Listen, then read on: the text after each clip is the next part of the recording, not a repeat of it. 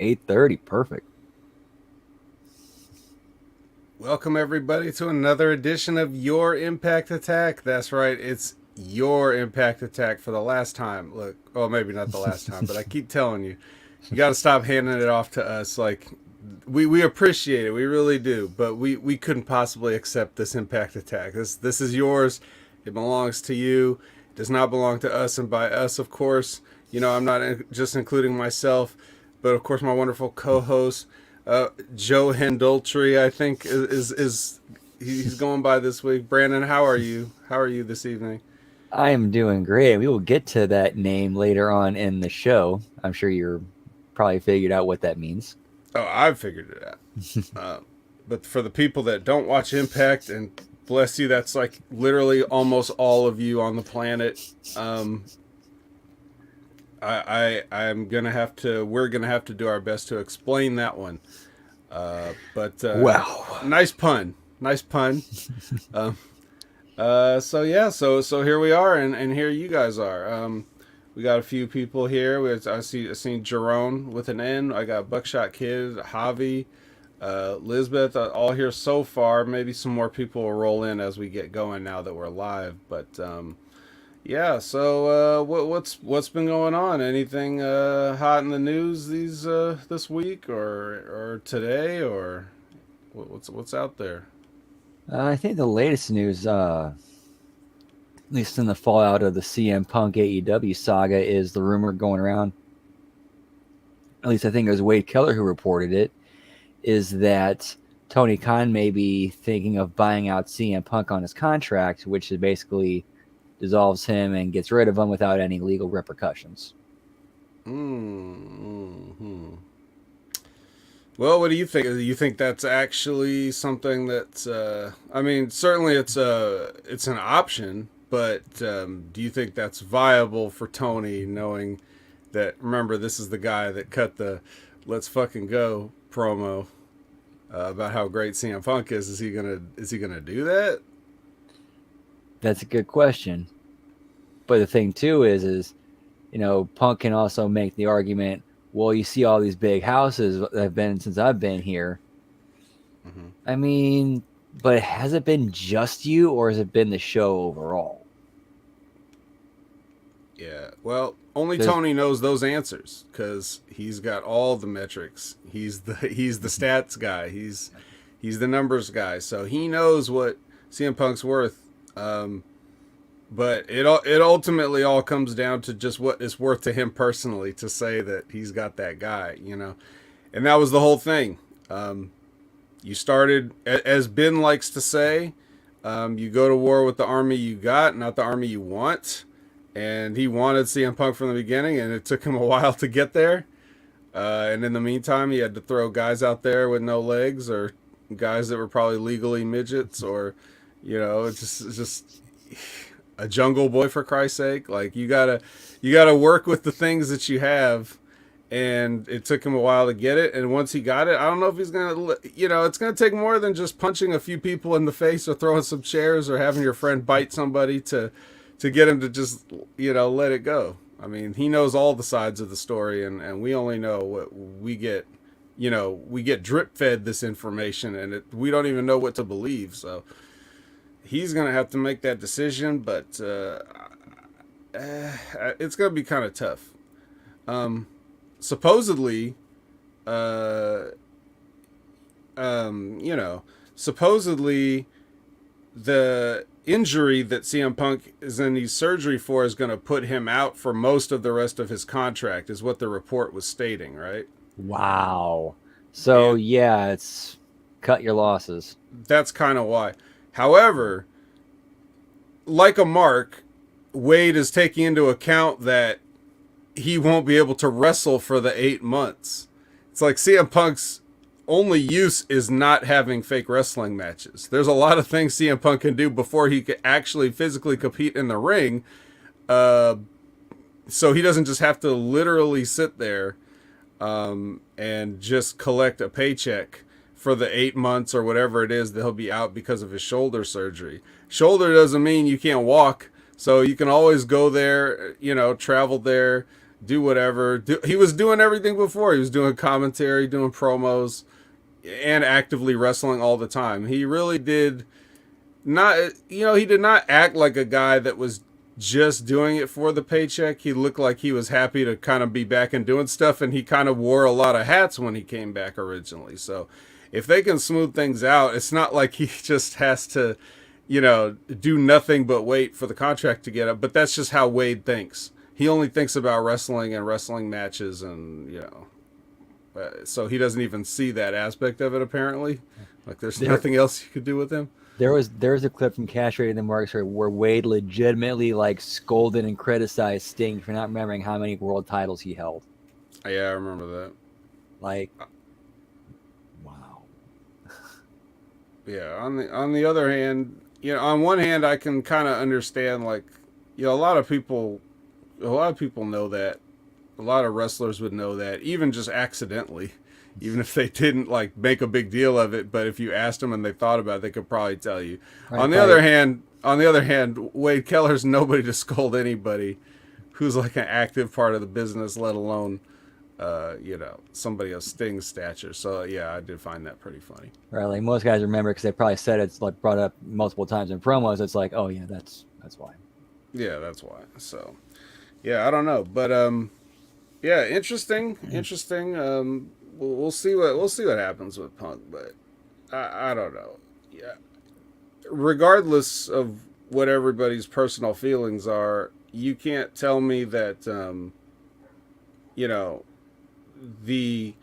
the other option, like let's say if you buy out the contract and have CM Punk leave wrestling, because I doubt he'll go back to WWE, but if you give him up in place of, what are you getting? You're getting Kenny Omega, who's essentially a nobody in the United States except to the people in the wrestling bubble.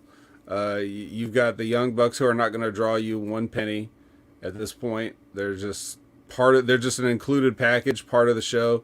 They're not they're not a factor, I don't think, in any of these live gates or TV ratings or whatever interesting metrics that you would have. There's John Enright calling us bitches, and I was thinking, should we bring John Enright back on the show because he was there for part of this? But then on the other hand, I was like, nah, we get enough of John Enright. No, just kidding, John. Love you. Isn't that how he does it? But yeah, John Enright's a featured part of the show, whether he's here with us or not, because he's still there for part of these tapings. And Buckshot Kid asked how the ant problem is. The ants have gone their merry ways. They finally kind of gave up and dispersed. So, but it was rough there for a while. Anybody that doesn't know what I'm talking about, you'll just have to, for those kind of adventures, that's where you go to twitch.tv/opinionhaver to find out the all the stuff that's going on with ants and them casually marching into my studio. Speaking of Twitch, Brandon, how have the raids been going, and have you been enjoying World of Warcraft lately, or? Yep, in fact, Wrath of the Lich King just dropped today, the new expansion for the Classic. Oh, I see. Hopefully I'm not interrupting something with doing our interaction. All right, well, in the interest of getting you back to what you really love, let's start with the Impact review. This is the episode from this week, and it's the go-home show to Victory Road, although Victory Road is itself sort of just a stuck-in-the-middle pay-per-view, and it doesn't really seem to... It does have consequences, though, so it's not just a... It's a house show with consequences. It's a house show with consequences. That's a great way to put it. All right, so we're going to start off hot with a ladder match for the Digital Media Championship. Hopefully this will be the this will be the final match that we see between these guys, and I don't know, it could be the final thing that we see from Bhupinder Gujjar for a long time after this, because you want to talk about out for 8 months or whatever. At some point in this match, he got his face busted, like, pretty bad. It might have been when Myers just, there was one point in the match where he just carelessly drops the ladder, like, right on his face. That could have been it. You know, I've sort of danced around this for like a while, because I don't really have anything personal against Brian Myers, but I also don't really enjoy Brian Myers. I am more of like, it's, if anything, it's more ironic, and the stuff that he done, you know, concerning like Zicky Dice, or, you know, the Learning Tree with Soda Thompson, and like all that stuff that kind of gave us content more so than it was really actually entertaining to watch or whatever. But then you go ahead and you watch something like this, where the most professional wrestler is his gimmick, and I'm sitting there watching this, I'm like, I don't know if either of these guys is on the ladder match like caliber, whether it's in terms of performance or even like in stature in the company. Like, we need to have a ladder match, just throw a ladder match away on these two guys, you know. Gujjar because he seems younger and less experienced, and Myers because just why? It doesn't even seem like the kind of thing he'd want to do. But after watching this and seeing the way he just carelessly injures his fellow opponent, I really can't say that I could call him professional anything anymore. Like, that, it was so blatant. Yeah. Like, this is, first of all, a for no real reason ladder match stuck on the middle of a TV taping, which the set of tapings covers a month of content. Like, we've been using the same set of tapings all month long for your TV show. So to them, it's not even like in a featured spot. Who knows where it was in their whole recording setup. You couldn't have had like a big match, ladder match feel doing this, because it's the same crowd that was just cheering for, you know, the squash matches and other stuff like that. In a situation like that, is it not just enough to, like, you know, do the spot where you take the ladder and kind of drop it, but not drop it, but like kind of hit it on the guy's chest, like, instead of dropping it on his face? Like, couldn't you just hit him in the chest? Like, it's a pretty big target. He's got a nice chest. Couldn't you just slam the ladder down safely as possible on the more, you know, exposed area of his body, like the torso, and he can get his arms up to kind of cushion some of it, like on the bicep and stuff like that, and like all that meat is that. Yeah, is anybody gonna remember that you just slammed a ladder on this, just dropped it right on this guy's nose and mouth? Like, was that spot worth what ended up happening to Gujjar, who had to work through the rest of this match, like checking his teeth, and which he might have lost one. I'm not sure. I couldn't tell. Maybe the chat, if anybody saw this match, can you know, weigh in with their opinion. But yeah, his face was swollen up, and his nose was bleeding, his mouth was bleeding, all after this. And I think he took a shot to the face at some point earlier than that, because it started to swell up earlier, and then he just, after that ladder shot, he was just blood everywhere. Finished the match, did a good job. The finish came when Myers took a roll of duct tape and wrapped it around his leg in mid-climb, and then he just climbed up next to him and, you know, got the belt, while Gujjar, just at the moment that Gujjar realized, like, his foot was stuck and he couldn't climb up the next rung. Okay finish, and good timing on that okay finish, because it really looked like at just the right time he would notice he wouldn't be able to do it. He didn't look like, you know, he had a lot of, if he had more time, he could have just pulled his leg up. You run the risk of that looking stupid when you do a finish like that. But it's hard to explain if you didn't see it. But anyways, so Myers gets it, and while he's getting the briefcase, or the belt, I mean, when he's getting the belt. I think it's Tom and says, and we're sit here and forced to watch Brian Myers go up and get this championship. I'm like, yeah, you could have stopped it. We're forced to watch Brian Myers because this is just atrocious. I am gonna have no problem burying this guy going forward. What did you think about all this? And do you agree with my assessment that Brian Myers does not deserve the title of professional any longer? Oh, absolutely. In fact, I'll give you another reason why. That spot when he had the ladder set up on top of the fucking ring steps and then power bombs him on it. What the fuck? What the fuck indeed? Well, as you saw, again, our own John Enright jumped out of his chair doing the whole, Undertaker losing streak ending pose. Well, the one thing I'll say about that is that one may have been agreed to beforehand, as dumb as it was. I don't think anybody agrees to getting their face broken, but yes, just powerbomb a guy on a ladder. For what? For what? On top of the ring steps. Yeah, there's nowhere to go. So much could have went wrong there. Like if one of the rungs broke and his head hit one of the angles of the steps, game over. Game over, man. Game over. What movie, Liz? So yeah, I mean the match was okay. I'm not a fan of these kind of gimmick matches. It's not really what I get into. If you have a good reason to build up to it.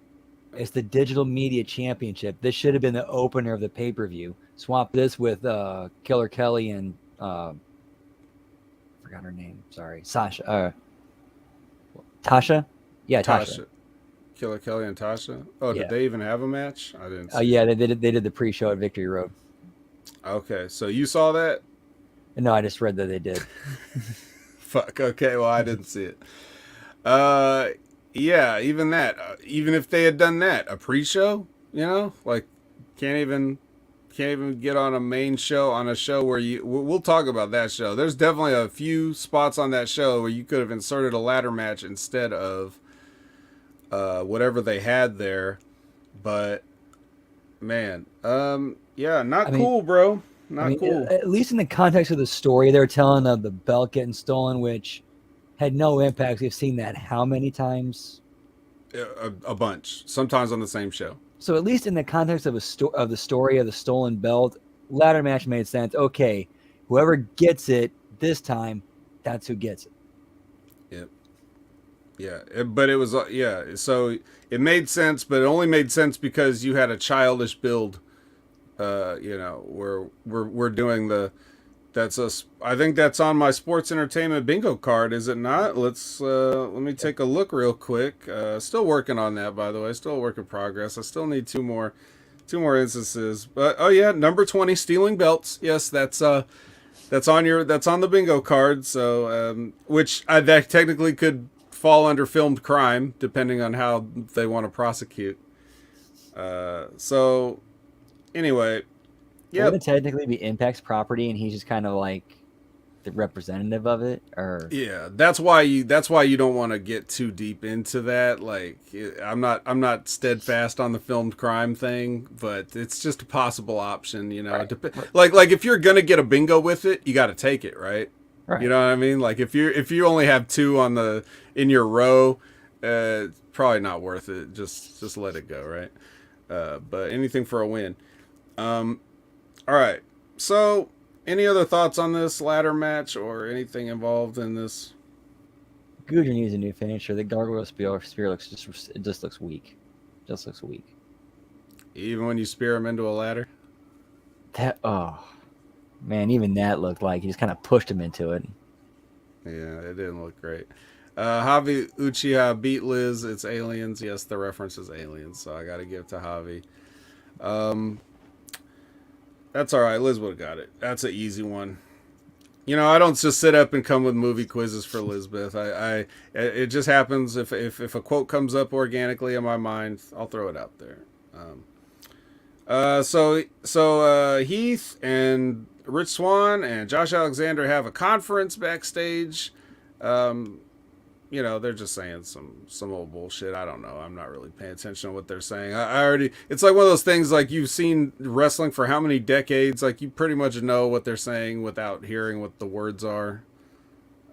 Something about getting on the same page, or we got to work together, or Honor No More is doing this or that. Like you already know what it is. You can just imagine. Just being told that they're talking is all you really need to know, and you could fill in the rest yourself, right? Well, actually, in this one, though, what was it? Heath was telling him had to go do this alone, which I thought was interesting considering, like, wait a minute, were you the one that can't stop sticking your nose in Josh's business? Yeah, I think you're right. On second thought, this was ridiculous. But that's Impact. That's Impact logic. It's pro wrestling logic. I can't even blame Impact for this. Everybody's doing this kind of stuff. Their continuity is all messed up. Or is it supposed to be funny? Because we're sitting here laughing at it. It's like, are we supposed to think that? Are we supposed to think the same thing? Like, what are you talking about, Heath? You of all people, gonna say you want to do this alone? Like, why the hell would he want to do it alone? Why would anybody say, I need to do this alone, or I want to do this alone? This whole thing is you versus a group. Why do you care if you have help? Like, let them help. I don't, this isn't like one of those like mentor mentee relationship thing where the student feels like they want to do it without the training wheels or whatever. So, yeah, stupid. Then they show some footage of Burt And Macklin. even more reason to get the rest of the group together. He's got them kids. Right, he's got kids. He's a father. You can't. All right, so Burt jumped Sammy at a Wrestling Revolver event. I didn't know what Wrestling Revolver was before this, and now that I know, I'm ashamed to say that I know what it is. But they call it Sammy Callahan's home promotion. I think during the voiceover, like, It's like, wait a minute, isn't it supposed to be Impact his home promotion? yeah, Like, now, if you want to say it's the one that he owns, okay, but like, wait a minute, yeah. I mean, like, way to bury yourselves. right. And what was it that they didn't want to have who did they not want to have come out with the NWA championship? That's a good question. I don't remember that. Like it was somebody in the NWA had it was Zack Ryder, old Long Island IZ. He was the NWA champion, and they never had him carry the belt on Impact. But you're gonna put over Wrestling Revolver? Okay, So dumb. fine, whatever. Anyway, next is a match with Zicky Dice.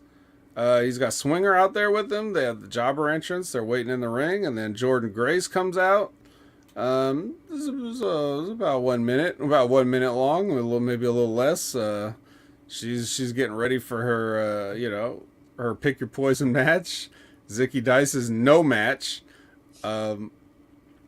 And Max the Impaler package. We get a Max the Impaler package narrated by James Mitchell to sort of, heighten our anticipation for this meeting. Well, let me tell you, it didn't really heighten my anticipation for the meeting,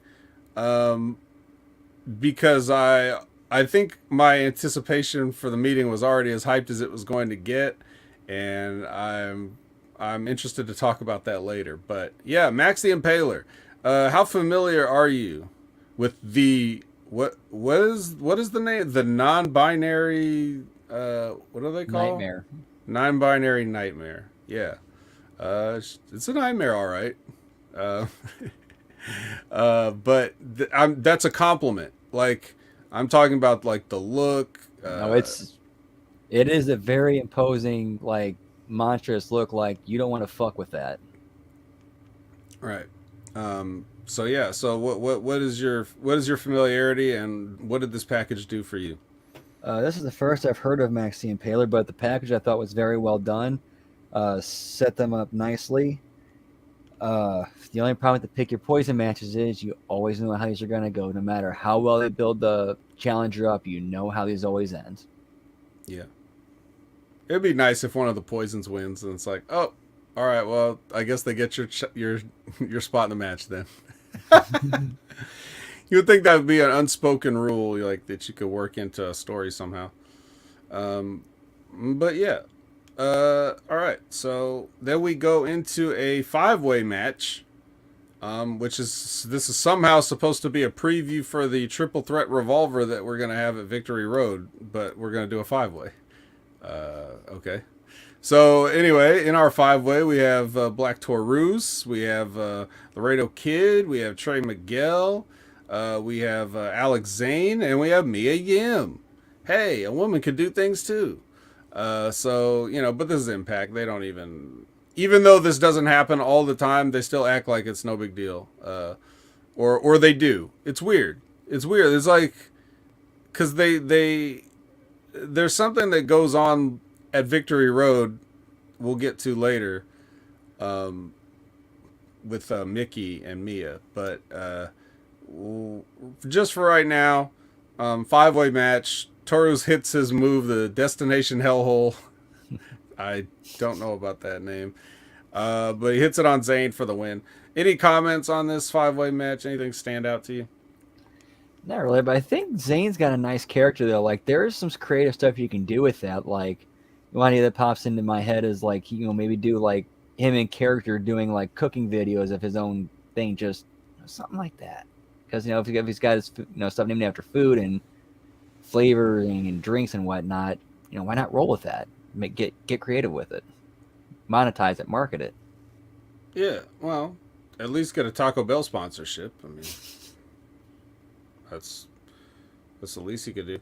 Eric Young and Cody Deaner beat up the entire yard full of Gorton fishermen or whatever. Like that's just, I don't know. It's hard when you see something with something yellow with a hood and not think of like fish sticks or something like that. But they're not slickers. They're hooded sweatshirts. But they all get beat up.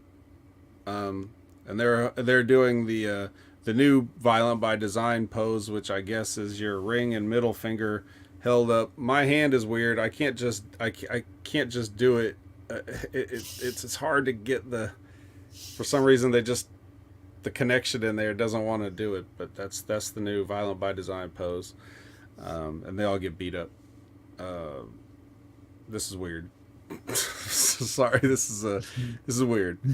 The other thing I remember was laughing at the very end of it when they're all laying on the ground and then holding the sign up. Yeah, that's pretty funny. Okay. I think we're here now. I don't... This is so hard to describe to people that... Like, I can tell you what happens... But you're not going to get the vibe of this. It's so bizarre. But I don't even know. Should I try? Should I try to like explain this vignette here? Give it a try. Okay. So there's this.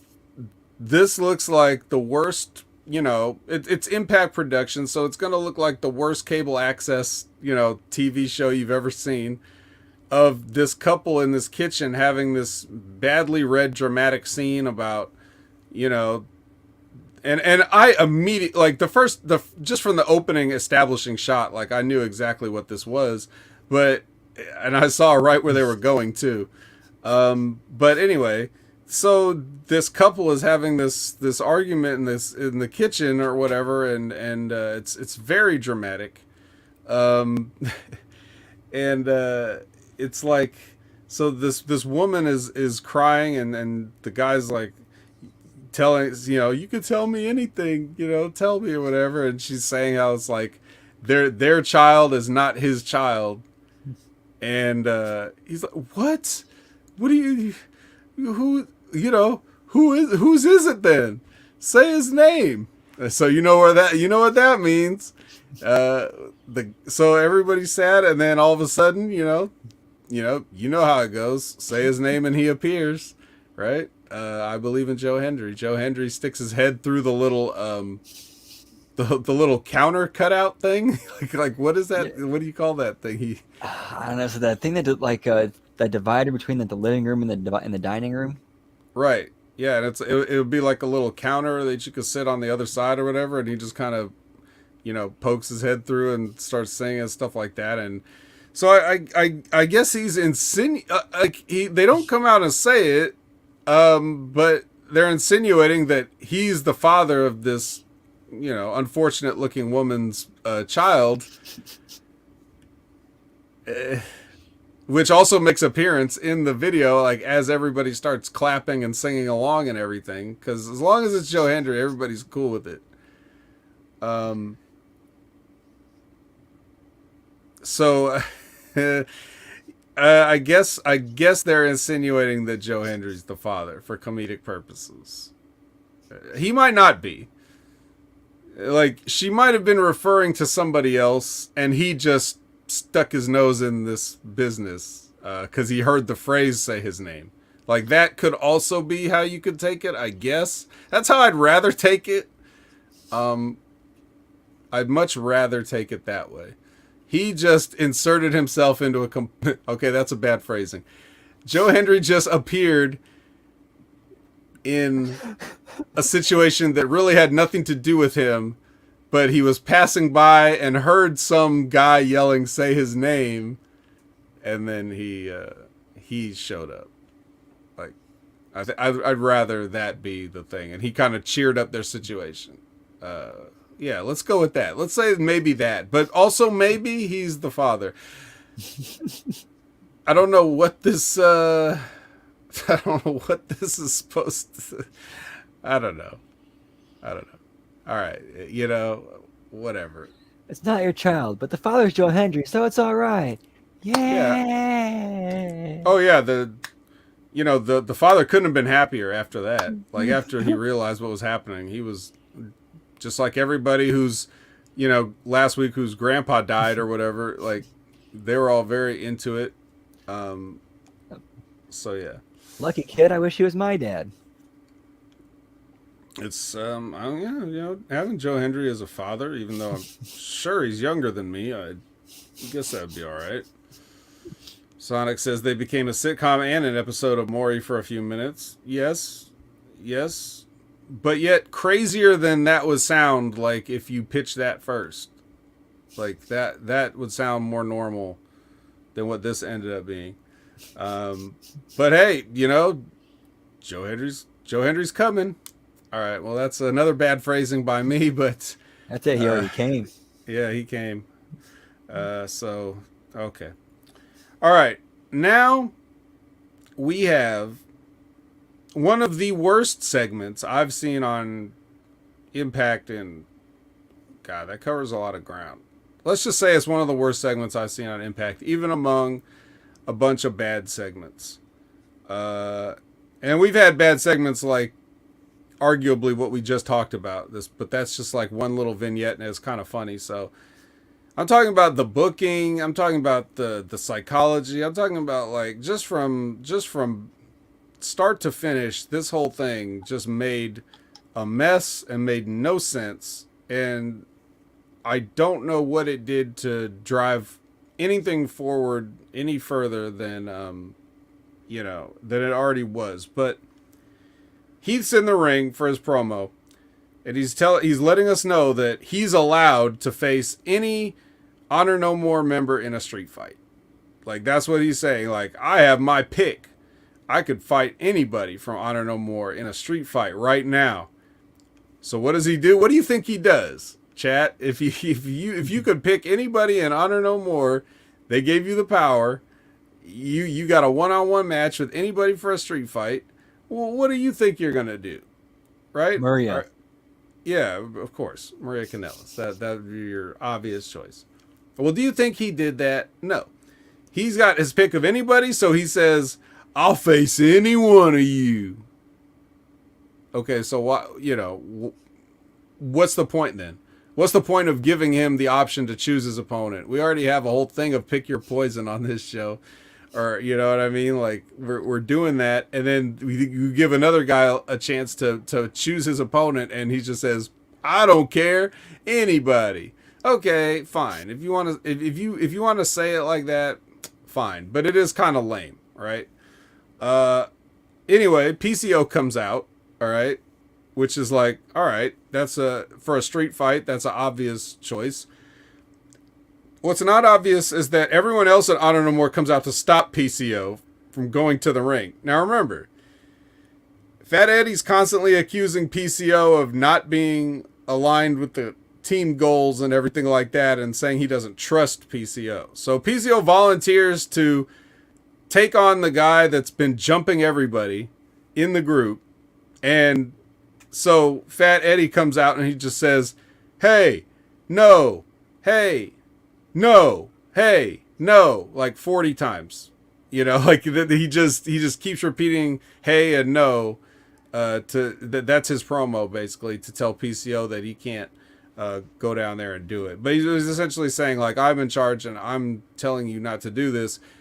Why you would tell him not to do this, I don't know. You keep wanting this guy to prove himself, and then if he has a chance to prove himself, you're not going to let him do it. Why don't you just kick him out of the group, Eddie? Like, why are we even doing this? You clearly don't want him there. He's trying to help. He's trying to do the best he can. He's never done anything suspicious.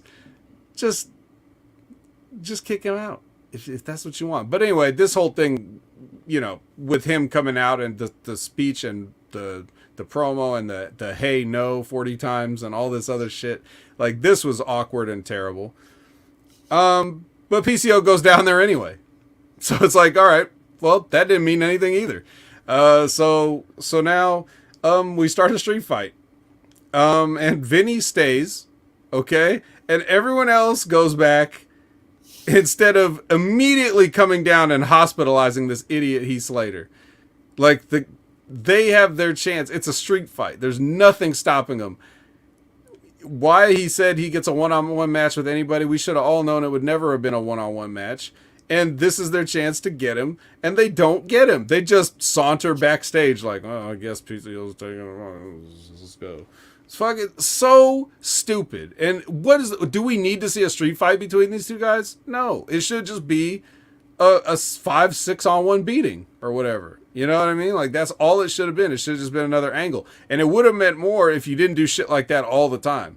But it still would have been better than just having the street fight. So they have a street fight. And during the course of the street fight, then they all come back. Not until PCO gets thrown off the stage onto a pile of chairs that he created, by the way. But you know, after that, then they all come back. Like, "Oh, let's get Heath now. Let's get Heath now that one of our guys is crippled."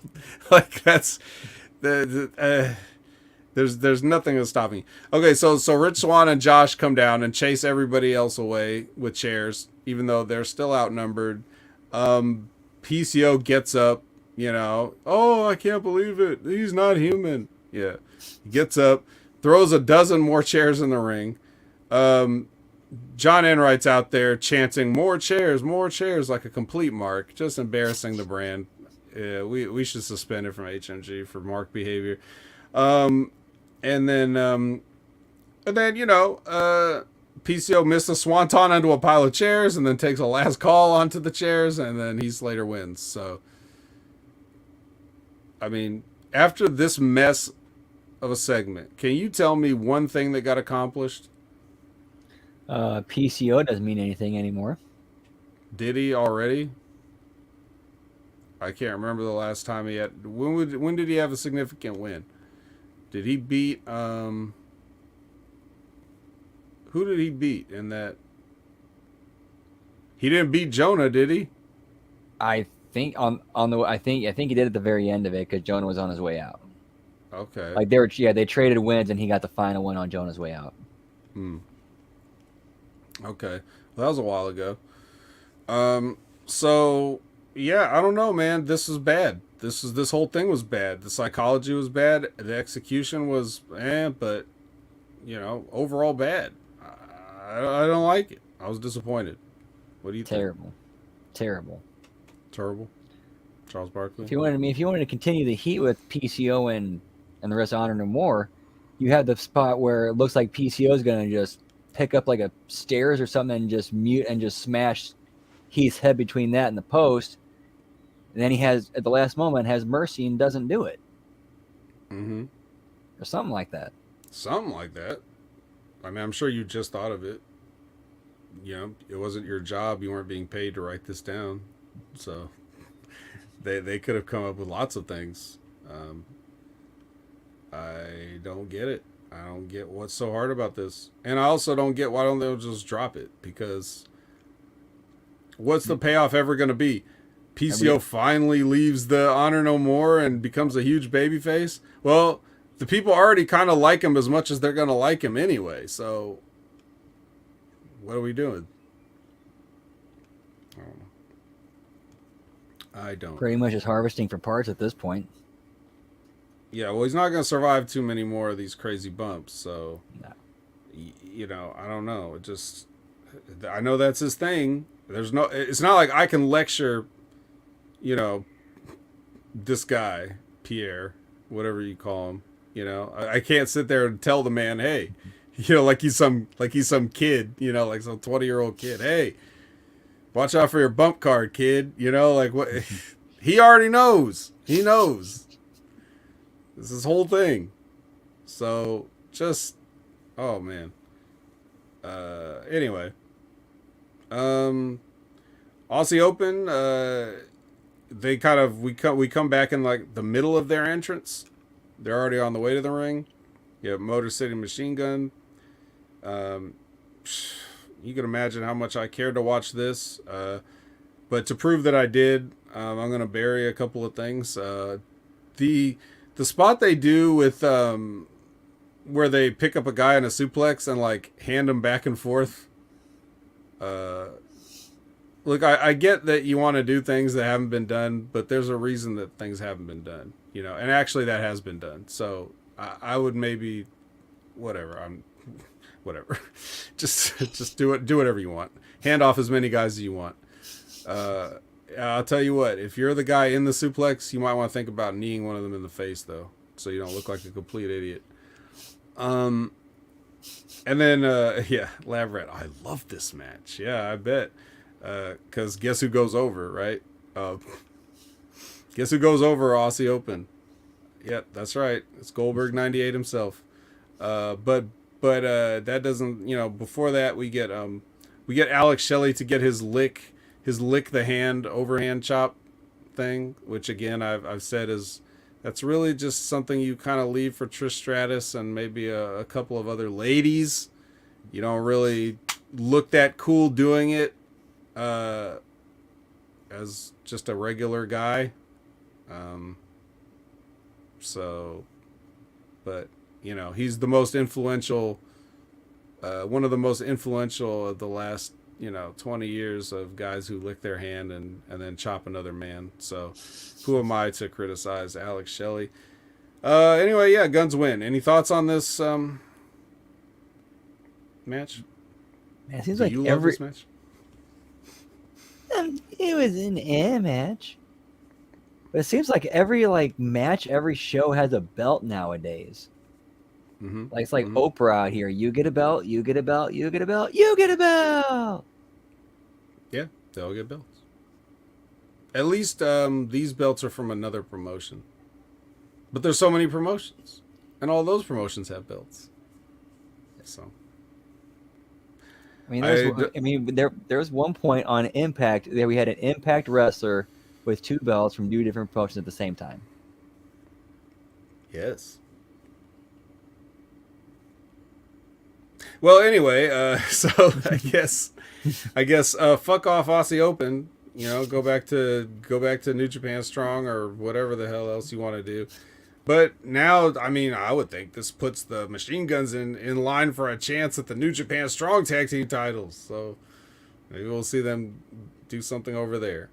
You know what they might see? I mean, we'll read about it because I ain't watched. Even I don't watch New Japan Strong.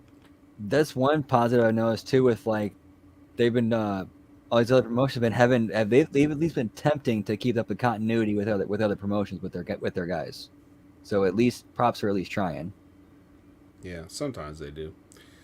Tasha and Savannah are with Gia and no music underneath. And then after they're done saying whatever they say, they walk down this red hallway.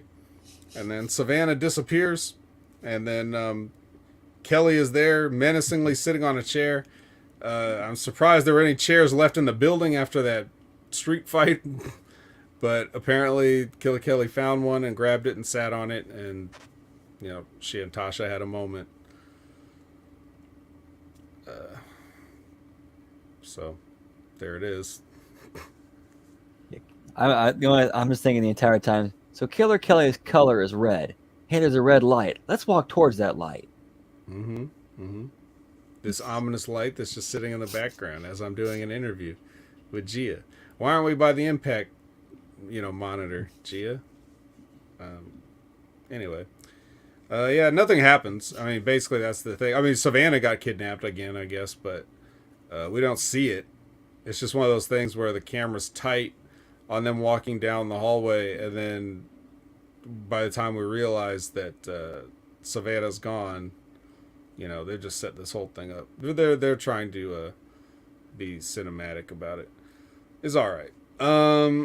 Yes. Hashtag turn off the lights. Buckshot Kid. Keep plugging away. Don't forget, guys. I don't talk about it as much, but I feel like I'm gonna have to start bringing it up more about the hashtag campaign. You all know how hashtags work, right? You do enough of them, and things start to trend. So the goal is to get a trend. I know it's a lofty goal, but nonetheless, if I have to be watching Impact and I have to see all this hideous interior decoration, I'm not going to give up the battle. I'm not going to be the one to give up. They're going to be the one to give up. So remember, if you see me on Twitter posting a picture with the hashtag turn off the lights, please quote, tweet it, retweet it, put the hashtag in everything that you tweet, whatever. It doesn't even have to be relevant. Just keep doing it. Just put it out there. All right. Then we get a Giselle Shaw promo. It's not in front of any weird lights or whatever. It actually looks nicer than the rest of the show. Wherever she's at, whatever she's doing, good lighting. It's probably a ring light. And then she basically just says, she basically puts Mickey over for being a legend, but says the spotlight will always be on her, meaning her, Giselle Shaw, the quintessential diva or whatever she's called. Or is that Quincy Elliott? He's the quintessential diva. I don't know. There's too many divas. But yeah, Giselle Shaw promo. Any thoughts on it? She's still, even though this one was produced, it still seems like she's got still some nervousness and to work out a little bit. Really? You thought that on this? A little bit. Like I think she's got more that she can bring out, more confidence she can bring out, in my opinion. Okay. Well, let's see. We're going to bring out the Hold Harmless contract signing. All right. That's our main event. So let me get this straight. Let me see if I understand this. The Hold Harmless agreement, it's basically saying that Impact won't be liable for this barbed wire match and the things that happen in this barbed wire match. Which, okay, but they are liable for every other match. So Impact Wrestling is liable and therefore suable for every other match. So like that ladder match from earlier, like where a guy gets his face busted because Brian Myers fucking sucks and he's an asshole. Or that pile of chairs match, is that actionable as well? Like we can definitely hold harm against Impact for allowing Heath to have a street fight and use every chair in the building at some point, to get a win. Remember this from Beavis and Butthead? We are going to sue you. We are going to sue Brian Myers. We are going to sue Impact Wrestling. And we are going to sue the state. Yeah. We just not for the barbed wire match. We're not going to do that.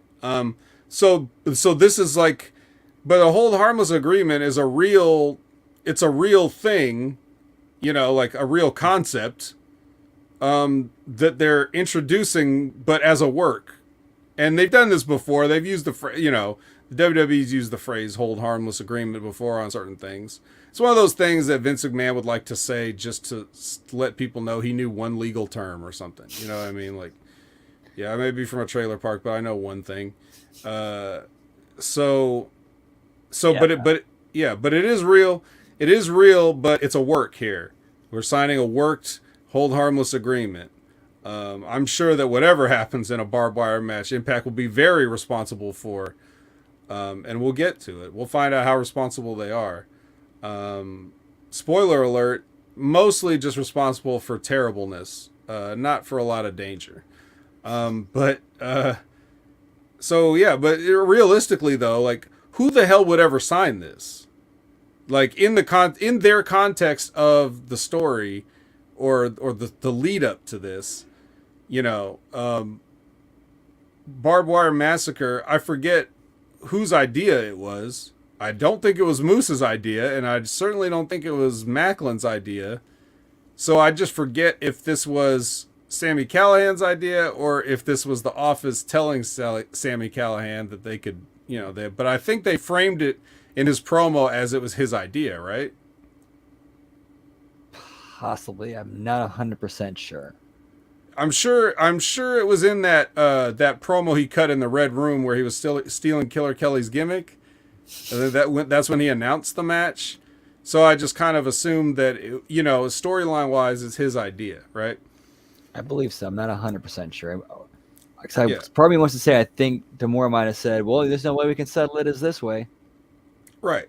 So in a realistic sense, if you want to do an angle here where you're signing a special contract, it would have to be something where Impact is saying, like, okay, we could do a Barbed Wire Massacre, but you guys would have to sign this agreement, okay, to have this match. Again, who would ever agree to that? Like, I would be like, hell no, I'm not signing that. And then, what are they going to do? It's like, okay, well, then we can't have the Barbed Wire Massacre match. Let's pick a different match. Hey, let's pick a street fight where you could just use barbed wire. Because we don't have to sign a hold harmless agreement for that. You see how this whole, like, the psychology of this whole thing falls apart immediately under scrutiny? It doesn't actually add to anything. You shouldn't bring shit like this up if it's a match you've had before in the past and you're just not going to... you didn't hold harmless agreement contract signings then, but you're doing it now just to say you're doing a contract signing, but slightly different. Like, do we need a punched up contract signing? Does it matter what the piece of paper says that these guys are signing? Like, why are you wasting our time with this shit? Trying to make it seem like more dangerous and edgy in this fake wrestling match you're about to have. So anyway, I think I've made my point. This is dumb. And then Moose's, speaking of dumb, like, the cut on Moose's jacket.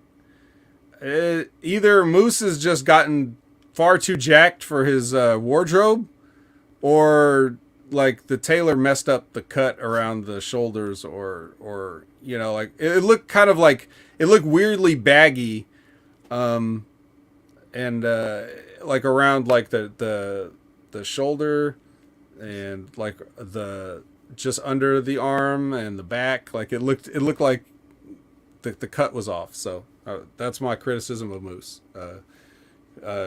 Maybe find a new tailor or stop being so jacked. Well, don't stop being so jacked. Keep being jacked. But you're going to have to make alterations to your suits if you keep getting jacked. And then they all cut their individual promos, you know, that you got to do at a contract signing. Each one gets successively worse, I think. Moose does an okay one, and then Macklin does one that's like, oh, okay, I guess that's all right, too. And then Sammy comes out and starts yelling at everybody and saying a bunch of bullshit and not really interacting with the guys that he's talking to, but he's just yelling at them, and regardless of how they react, where they're just both like, just sign the contract, Sammy, just sign the contract. They're just pushing it towards him like, just shut up and just sign this, and he's just ignoring them like, I'm a crazy guy that I'm gonna do stuff. And then of course, it breaks into a fight. They hit Sammy. Like, I think Macklin hits Sammy in the head. He starts bleeding. So we're already got the blood before the match, before the barbed wire match. You forgot the barbed wire wrapped pen that Sammy. I was just remembering that. Yeah, he was about to sign with a barbed wire pin that he closes his hand around. Ooh, he closes his hand around the barbed wire wrap pin, and then Macklin hit him. That's what before he could even sign it. So anyway, of course he kicks both these guys' ass and signs the contract in his own blood, which not really. He just wipes it off his head and then wipes it on the contract. So I guess a bloody handprint counts as a signature on a hold harmless agreement contract, right? That's good enough. It's legally binding. Tables get broken. Of course they do. They're there. I mean, I just wrote this sucks. That's basically what I wrote. I take no pleasure in saying that, because Moose is involved. You don't get very much Moose. But the concept is corny. It's just another contract signing. Sami Callihan's bleeding ahead of his barbed wire match, so you already thrown that out the window. I couldn't think of too much more they could do to make this even worse, but I don't know. Do you have any ideas? How could they have made this worse? Had Moose keep working together with Macklin and not have him spear him. That would have been worse, or? Yep. Okay. At least that was a tiny little decent little nugget in there. Was him actually following through with the stab in the back and spearing him. Right. Yeah. Well. All right. Well, that's our go home for Victory Road. I guess, I don't know. I guess it was kind of, there was a lot of stuff on that show I didn't like. So, it was not a very well put together show. And to Elizabeth's question, are we going to get a hold harmless for watching? No, we are not. Where are my decay girls at? They're on the pay-per-view. That's where they are.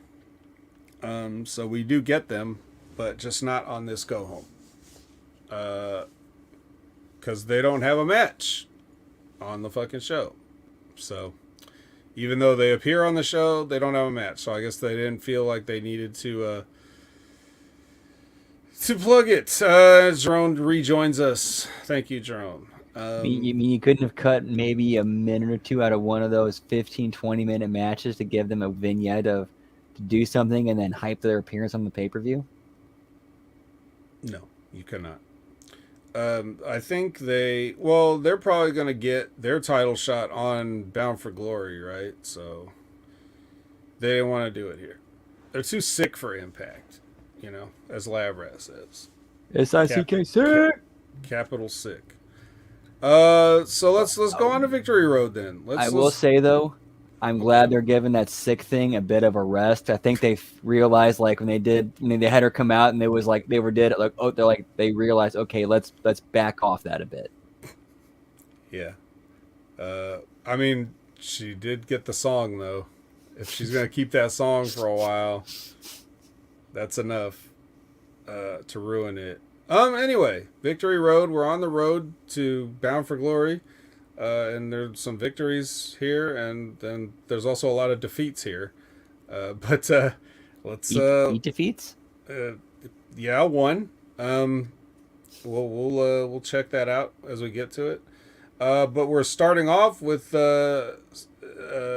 Speedball Mike Bailey making his X Division title defense against Delirious from Ring of Honor, another barefoot wrestler.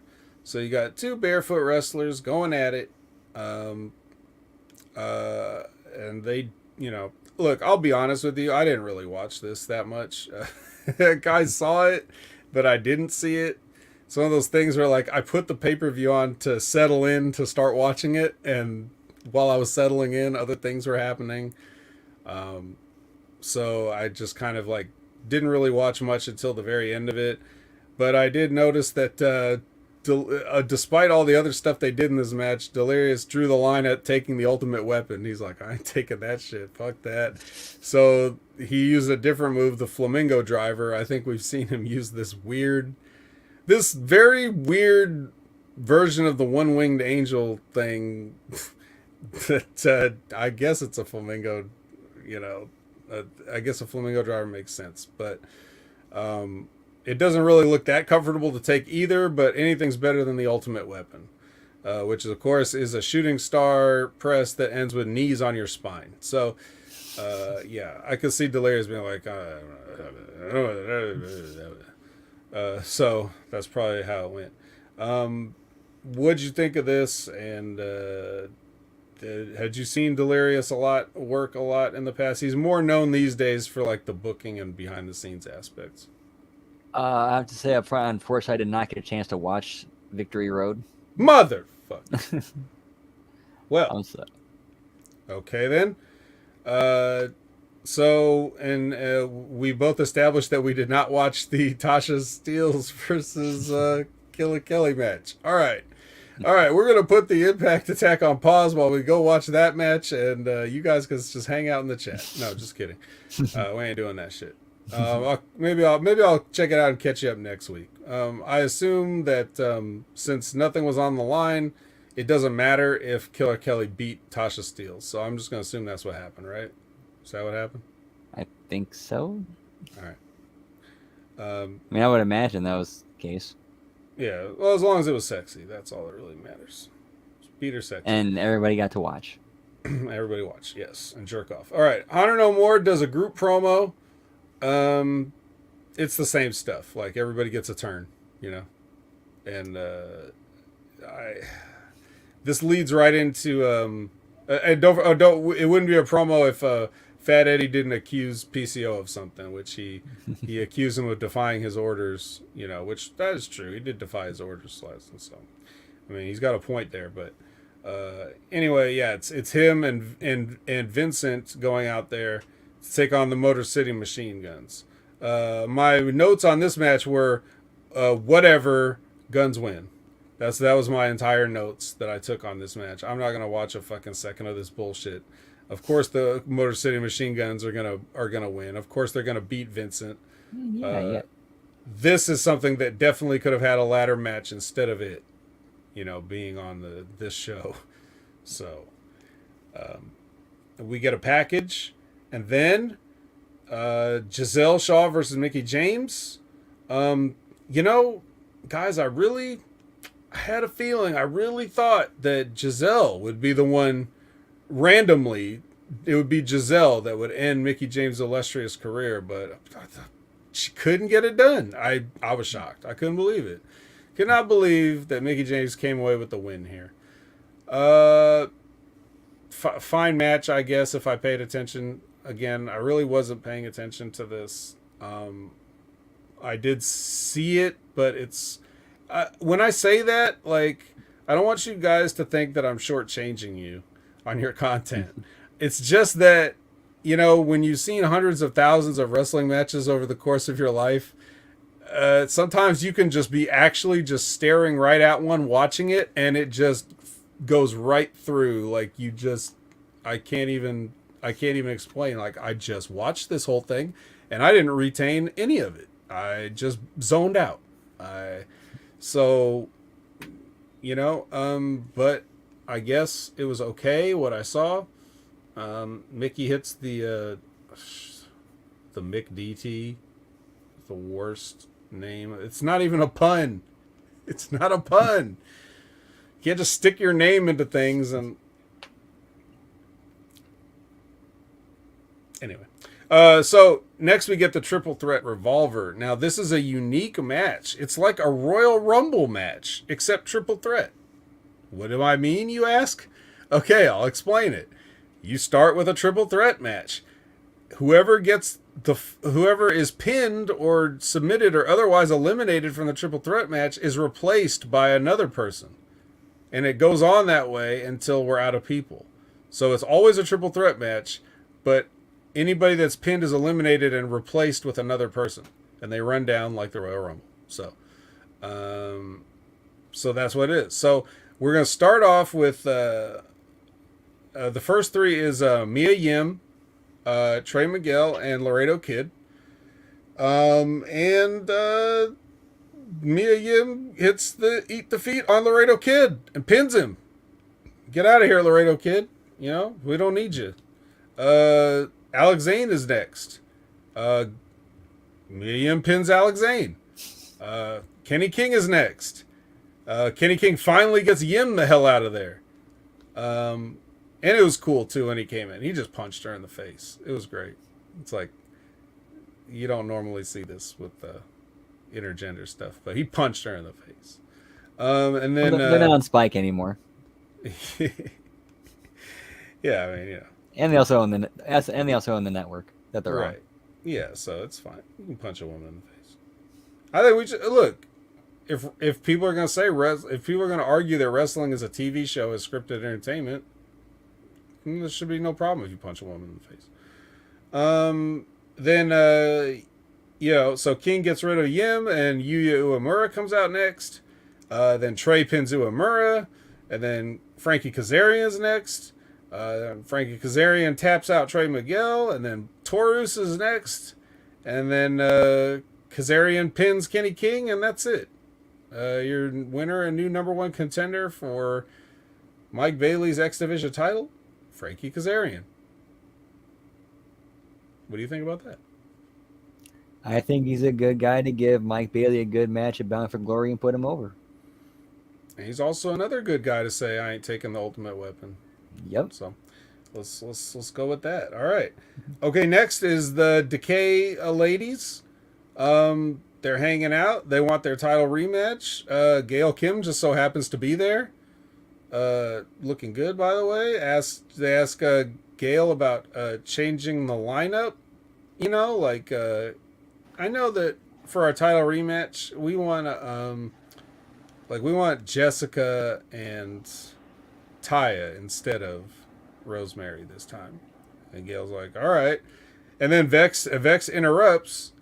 And then they, you know, they have cool little sayings like, what do losers do? They lose. So we'll see if they can get that one over.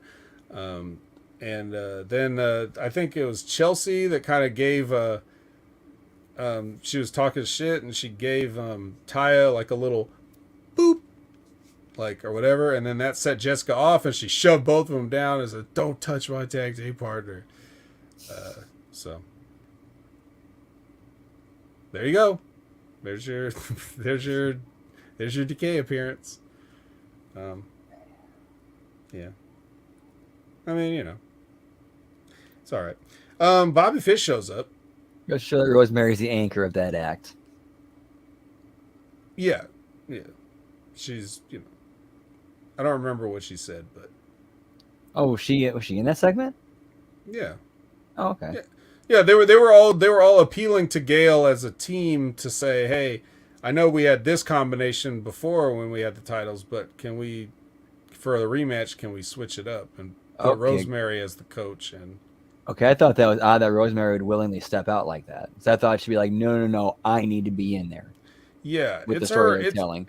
It's the story they're telling is she is supportive of trying to give Jessica a chance to do more. Okay, gotcha. I think is where they're going for. But anyway, no, who cares about that? Bobby Fish. You know, we got Bobby Fish. Comes out. He's got a, you know, he's cutting a promo, just addressing the crowd. He's saying that he doesn't go for a lot of bullshit. And he's like, "Can I say that?" Bobby Blowfish, right? Because he's gaining a little bit of weight. I don't know. He looked good. He looked good here though, Buckshot. He looked in his shape, even though he had a shirt on. But he said, he's like, "Yeah, can I say bullshit? Can you say that here? I don't even work here." They're like, "Oh, you don't work here, even though you had entrance music and a video with your name and a little fishbone graphic, like." But you don't work here though, right? That's always the best. That's one that should be on your bingo card. Yeah, I think it's covered somewhere under. Let me even look at it. Go ahead. Yeah, I don't work here, but I somehow have music and in the video. Yeah, I have number 3 is a complete debut that includes music and brand new merchandise as like but you're making a save, like you're coming down to save somebody, but you but you're debuting like you're debuting in a save, so it's not quite the same thing. But I think it kind of falls into that whole category somewhat. Inappropriate entrance music. Where was I? Ah, yes. So then he's interrupted by Raj Singh and Mahabali Shira, and then he beats both of them up, of course. He loses a shoe in the process. Like he was going to do something and his shoe came off, and then he just kicked Raj Shira without the shoe. And then afterwards, he cut a promo on him again, and then he said he doesn't even need both his shoes to beat their asses. So, good little improv from Bobby Fish. Labrat says it's called Always Be Prepared. Yeah. I'm sure they have, I'm sure Impact has like a Dwayne The Rock Johnson music and video package ready to go if he ever just picks up the phone.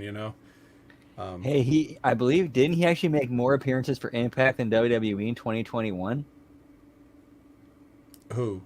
The Rock? The Rock? Because he did something for him, congratulating video for Ken Shamrock going to the Hall of Fame. Oh, yeah. I guess so. All right. Well, and I'm sure they have his music ready. All right. So we get a package. Then it's H&M versus HJR, I guess. Is yeah. So at this point, I'm starting to nod off because I'm watching this. I get to that point in my day when, maybe a little nappy poo. But I did wake up in time to see Fat Eddie take a high German suplex from Josh Alexander that could have paralyzed him. And I had to like run it back a few times to look at it, because right on Impact, and I don't mean Impact the company, I mean Impact the force of physics. When he hits the mat, they switch camera angles, so like I couldn't see exactly how bad the landing was. But like I said, it could have paralyzed him. At the very least, it probably punched an entire column off his bump card, taking this German suplex. But he beat Josh Alexander, so Fat Eddie gets a win here over the champion. As you could imagine, that's how they would book it. Why else would you have this 6-man tag team match unless you were going to do the whole, oh my goodness, he got a win over the champion. Does this mean he's going to defeat Josh Alexander at Bound for Glory? In a 6-man tag match with no stakes on a throwaway pay-per-view? No. Well, yeah. I wouldn't say no stakes. I think there were a few stakes, and they were probably had by Heath and Fat Eddie and,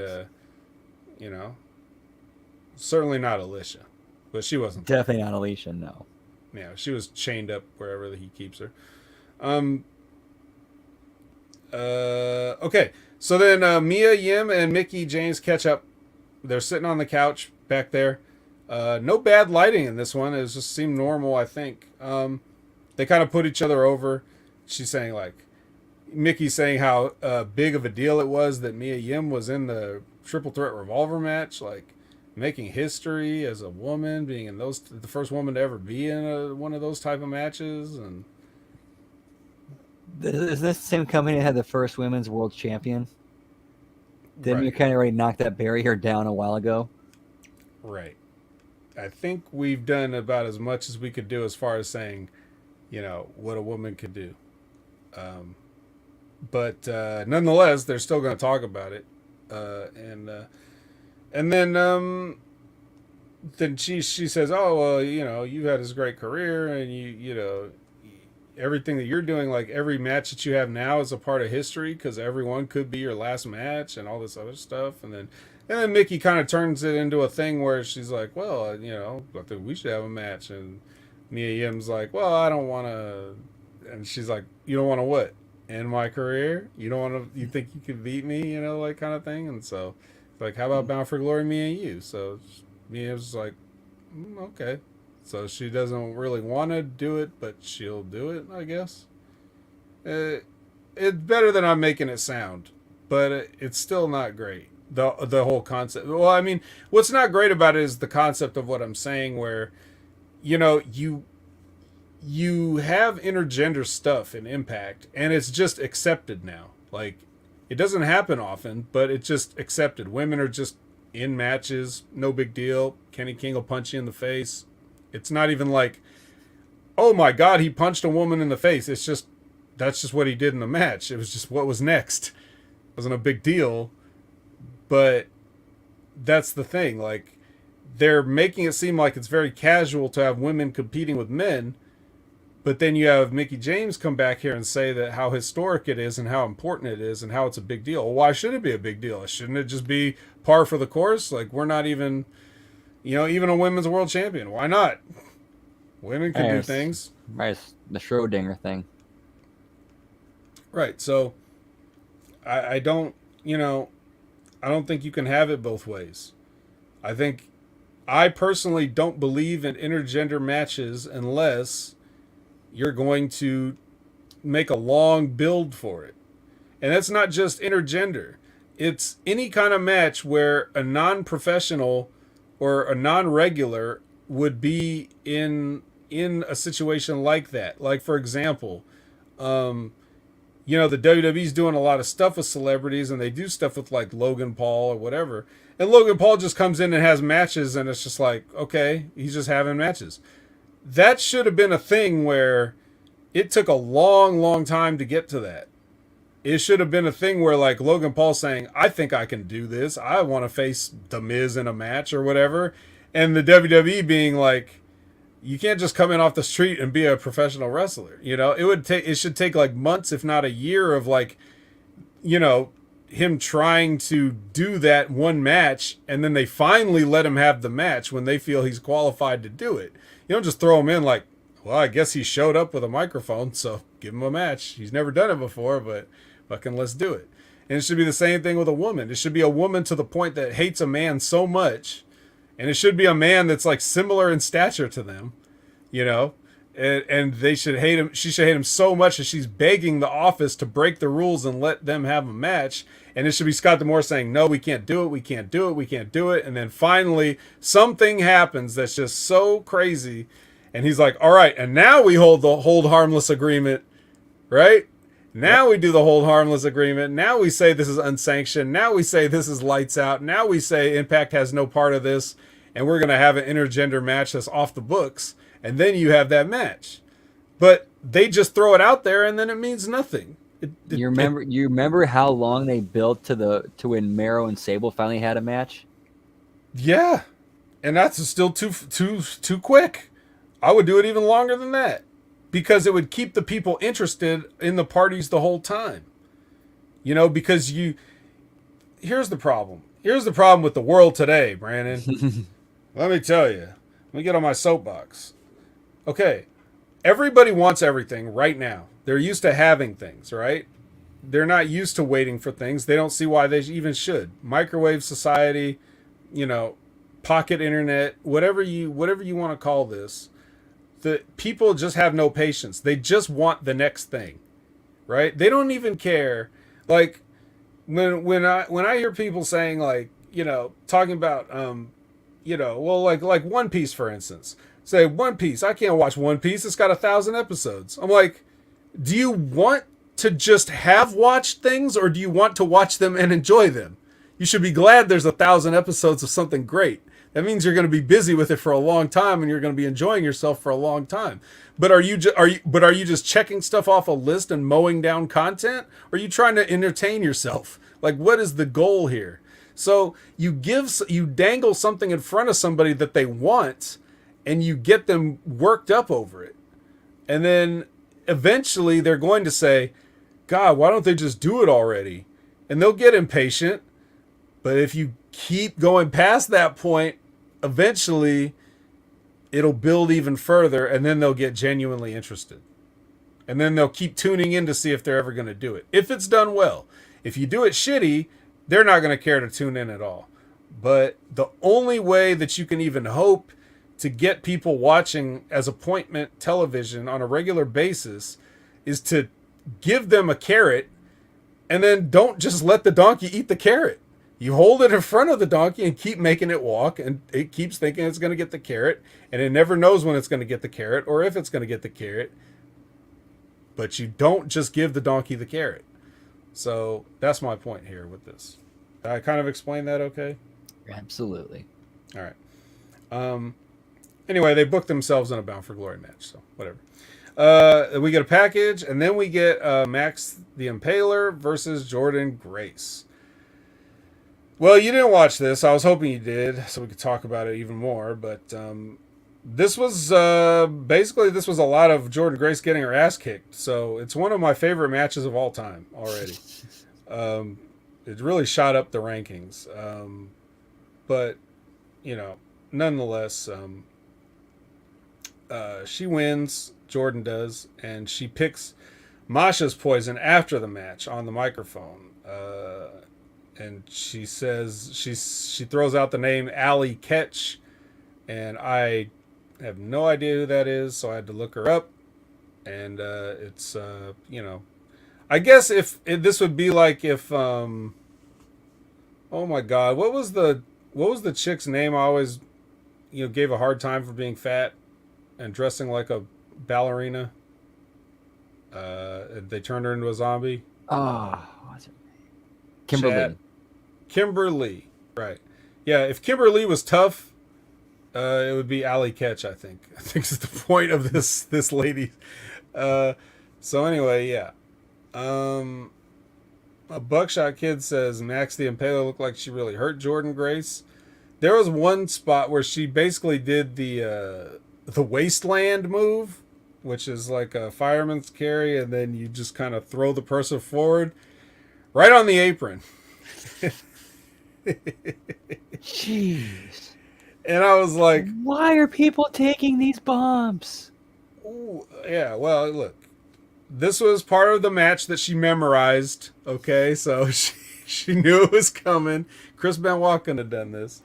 I'll never forget being backstage in IWA Mid-South show, and and something going wrong, and a veteran in the back going, well, if you knew how to work, you would have to memorize 22 different spots. Yes. Was he smoking a cigarette? No. Oh. Did he have a fanny pack? No, surprisingly, no. Oh. Well, I wouldn't listen to him then if I were them. Yeah. Now, I mean, you could, there's a way you can work that. Look, if you're taking an apron bump like that, or like, when you do when Kevin Owens would powerbomb people on the apron, there is a way to work it. I mean, you don't have to just slam somebody's spine onto the apron. It doesn't have to be like that. It's just, if you can make it look good, the people won't even know that it didn't really hurt. But just like anything, there's a way to work it. If you guys are listening now at Impact, I'll tell you how to do it.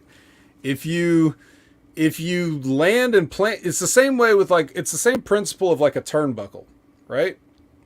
You don't actually throw your spine into the turnbuckle as hard as you can when you run into it. You're supposed to square up and jump in and plant. You plant your feet, put your arms on the ropes, and take it all at once. So you're kind of touching the turnbuckle with your back, but mostly you're jumping and stopping, right? That's how you should take it. With an apron bump, anytime you're taking a bump where you're facing sort of perpendicular to the apron, like it's one thing if you take like the horizontal bumps, like a suplex or something on the apron. There's not as much you can do about that. But if it's one of those things, like let's say you're getting powerbombed and thrown directly toward the apron, or like this, like she throws Jordynne off her shoulders, but Jordynne has she could still have a chance to take her own bump. And either Jordynne Grace is the best, seller in the world, or she just really got thrown on the apron. I'm not sure which. It's kind of hard to tell. But if you if you land the same way, like if you have power bombing somebody and you kind of let them go and follow through, it looks like you're throwing them down. You let them go and throw your arms down. You're not actually throwing them down. You let them go, throw your arms down. When their back gets down to the apron level, they take their hands and slap out on the mat. So you hear the noise. And then if you immediately fall forward, like a snap, like boom, boom, it's like 1-2, 1-2. You hit your hands on the mat, then you fall to the thing. It looks like the impact forced you to ricochet off the apron. Okay. Now Kevin Owens doesn't really do that. He kind of just throws people in the apron as hard as he can. Either that or everybody else is just trying to protect kayfabe by saying it really hurts. But I mean, you can work those spots. I don't know if Jordan did, but she basically got thrown around a lot in this match, and I enjoyed it. So, yeah.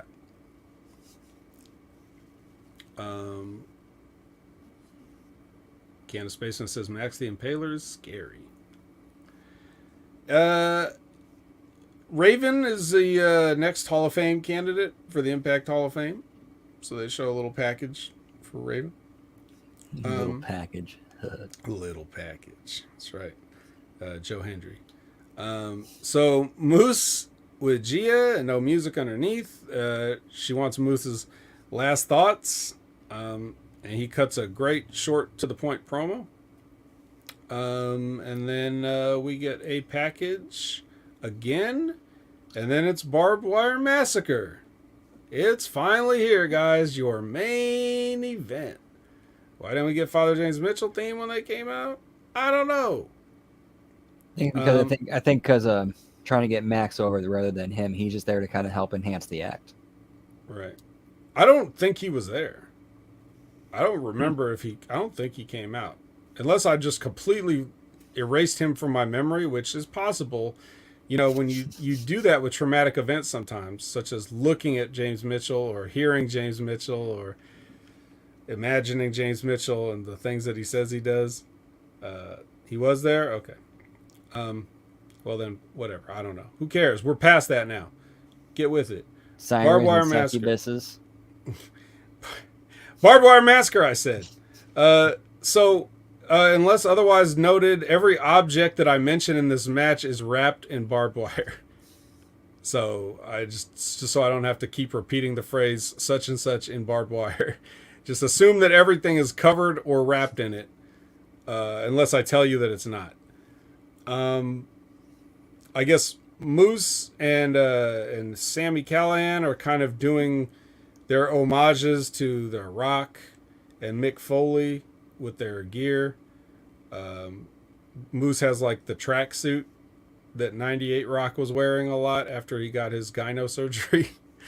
And but he has gold stripes instead of white stripes. And then Sami Callihan's got a flannel and his own version of the Cactus Jack Wanted Dead shirt.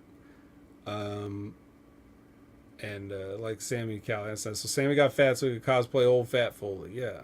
Well, he didn't need to get fat for that. He could have cosplayed him at any point. But yeah, well, let me just say, like, with all due respect to Moose, I think paying homage to The Rock is nice.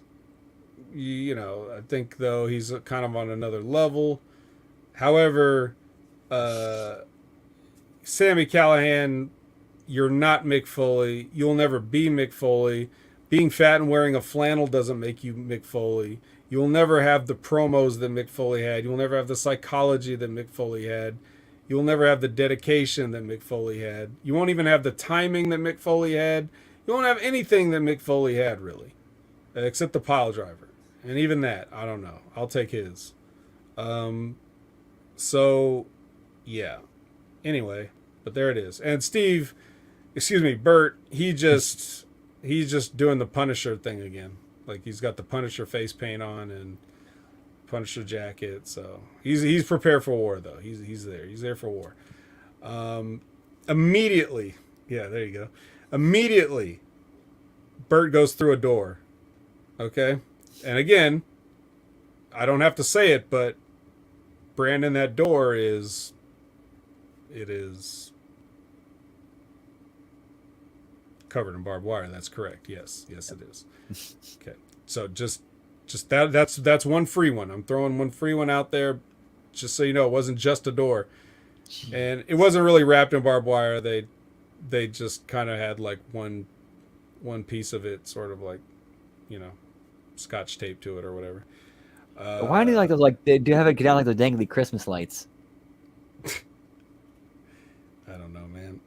This is fuck. I'm the reason I'm going to go so depth into this is because one is the main event. Two, I don't get many main event moves matches anymore. And three, I want you all to hear how absurd this shit was. I want you to fully understand it. I glossed over the other matches because there really wasn't much to see there. If there was, I told you about it.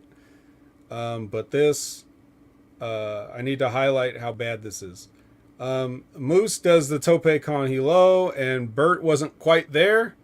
So, speaking of taking some notches off the bump card, Moose basically essentially just did a somersault onto the floor. That can't have felt good. And he could not no-sell it as he was getting up either. But it wasn't... I don't know if it was... I don't really know if I can blame Burt for it entirely. Because he might have thought that Moose was flying out farther than he did. Seemed like Moose barely made it over. Anyway, it looked like it hurt. Moose gets a Death Valley driver through the table. Again, I don't have to specify, but I guess I'm doing it anyway. The table has barbed wire on it. All right, just so everybody, that's the last one. I'm not going to do it again. You all know now. Every object has barbed wire on it or around it or maybe in it. I love this. I love Burt. He chopped Sammy. He's chopping him. Now, Sammy's already wearing at least 2 shirts that we can see. He's probably got a 3rd shirt underneath. And you got barbed wire everywhere, and you can do anything. And this match is not sanctioned, and you're going to slap him in the chest. I will never let you get away with this shit. You can't do this fucking shit. This isn't even the last time either. Sammy gives Burt a suplex from the stairs to the floor. So he just sets up the stairs there, gets up on it, and just you're taking a suplex to the concrete. That's it. Ouch. Rolling pin to the face. Moose rolls it over Macklin's face there. It just needs Macklin out, you know, with barbed wire, of course. I said I wasn't going to do it anymore, but I did it anyway. A superplex, just a plain superplex. You know, Moose gives Macklin a superplex from the top rope. The top rope and the superplex were not covered in barbed wire this time. It was just a superplex. They didn't land on anything either, just the mat. It was the one move in the match. Sammy comes in though, and he hits people with wet floor signs. We get more chops. Fighting spirit chops. Like, you know, we all stand here and say, come on, give me another one. Everyone in this match is wearing a shirt, by the way. So, you know, it's real easy to say, come on, chop me again when you're wearing a shirt or two. Just fucking, God damn it. Suplex onto the chair.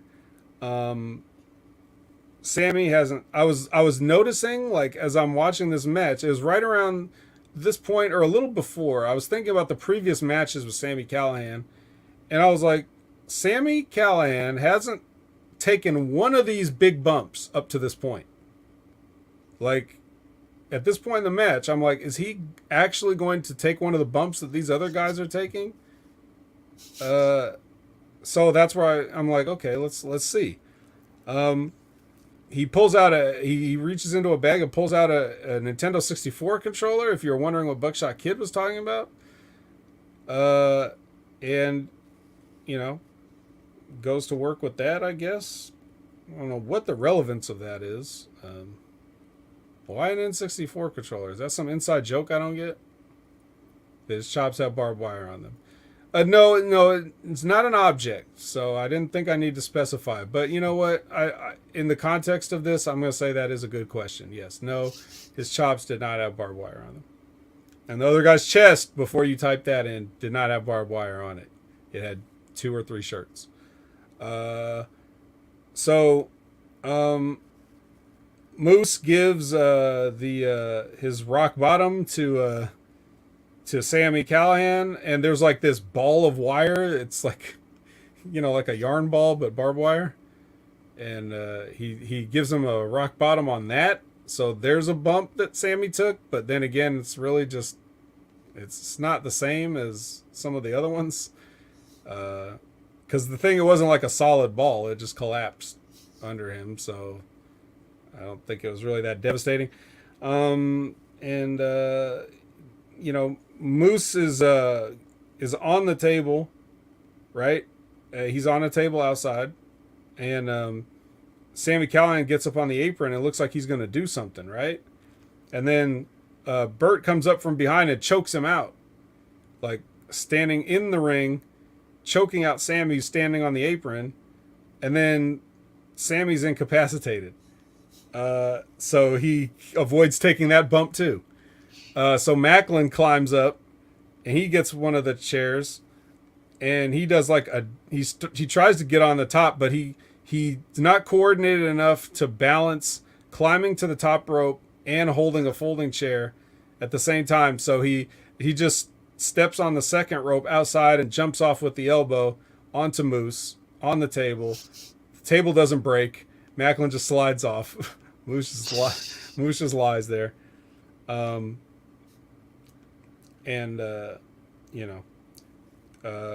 Buckshot Kid says the stairs didn't have barbed wire, but I never mentioned. You're right. That's not true. I did mention them, and I didn't specify they didn't have barbed wire on them. They probably thought about it though. So, let's see. Sammy doesn't end up taking that bump through the table. He lets well, nobody does really, but you know what I mean. But he lets Burt go ahead and do it, but he does powerbomb Burt through the other door though. So there's that, and then come and knock on my door. He kicks out of a pile driver. Sammy does Burt kicks out of a pile driver, and then then he hits a low blow, and then the KIA on Sammy to win the match. So actually, Macklin wins Barbed Wire Massacre.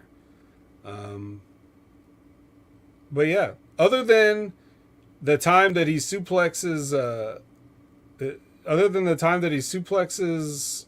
Steve Macklin off the stairs, and he's the one giving the suplex, but he still takes the fall.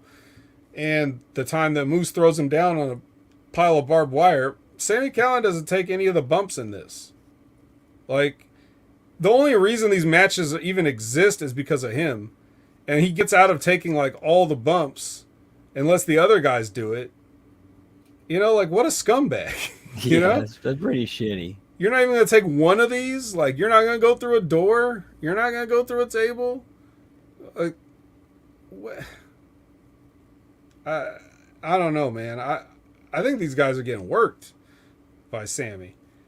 I don't. I wouldn't appreciate if I was them, and I'm certainly not. Can you imagine putting that match together and just maybe they just don't realize, like, until it's all laid out, like, hey, wait a minute, Sammy's not taking no bumps. So, or they're out there. It's like, man, I'm seeing me bumping a lot. Yeah, fucking Sammy. Right. Sammy's working smart. Yeah, real smart. Sammy's too fat to work. Well, look, guys, none of this is working. This is not working, bro.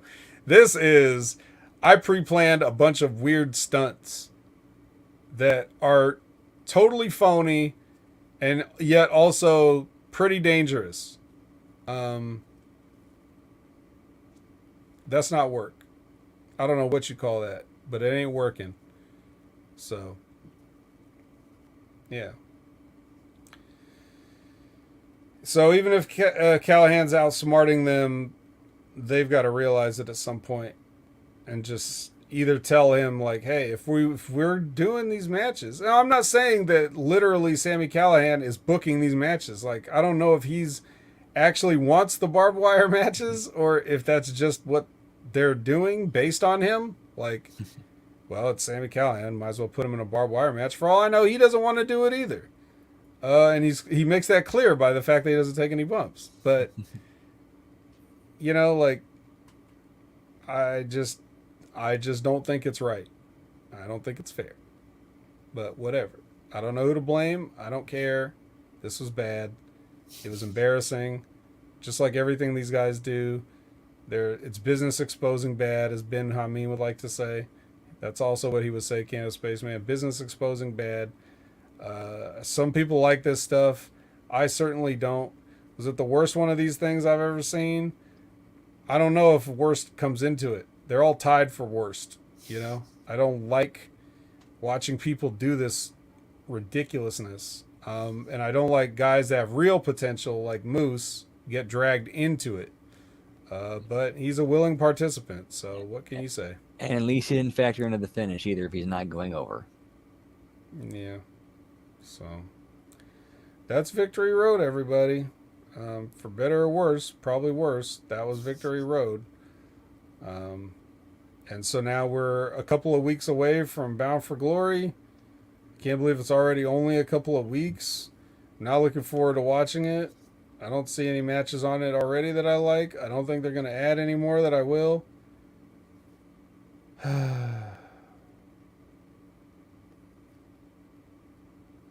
Yeah, that's it. So, I guess we should wrap this up in barbed wire. So, Brandon, tell the people where they can find you at. As always, you can find me at all the places as well as Twitch at Miss Tia the Transarchist. We're doing a lot more streams coming up with the new release of Wrath Classic. Going to be doing a lot of catching up before we can get ready for Raid's release on October 6th. Yeah, and when you say Wrath Classic, you're not talking about Brian Clark. You're talking about the Wrath of the Lich King expansion. Are you going to hop right on to that right after you get off of this?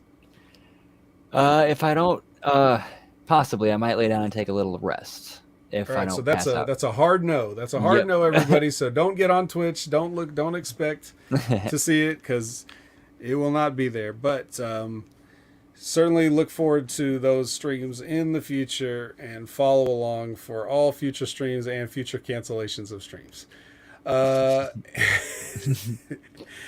And of course with me, you can find me everywhere at Opinion Haver. Next Level Wrestling Review every Wednesday with Big Ray Hernandez. Guest spots here and there all over Channel Attitude, HamiMediaGroup.com. If you haven't, be sure to go ahead and subscribe to Channel Attitude because they got a lot more than what you can just see here live on YouTube or Twitch or whatever. They got a lot of content and all the back content. So if you're like, hey, I haven't been listening to the Impact Attack, I need to listen to these guys more often, then all the episodes are there. And you can go back and, hear how all these storylines come together and how, more importantly, all of our running jokes and gags, where they got started. And so for the price of probably less than one cup of coffee, you can get a month worth of a month worth of a month. It's a month worth of current content, but you're forgetting about the part where it's everything ever also, the access to everything we've ever done. So it's not just that you're paying for the new content. You're paying for all the content, and it's a great deal. So no one's asking me to say this. It's just the truth. But we appreciate you hanging out with us live every week at our new time slot, which seems like it's going okay. But if we make any further alterations, we'll let you all know. And for Brandon, I'm the vet, and I don't have an outro line. Whoop whoop. Just get it.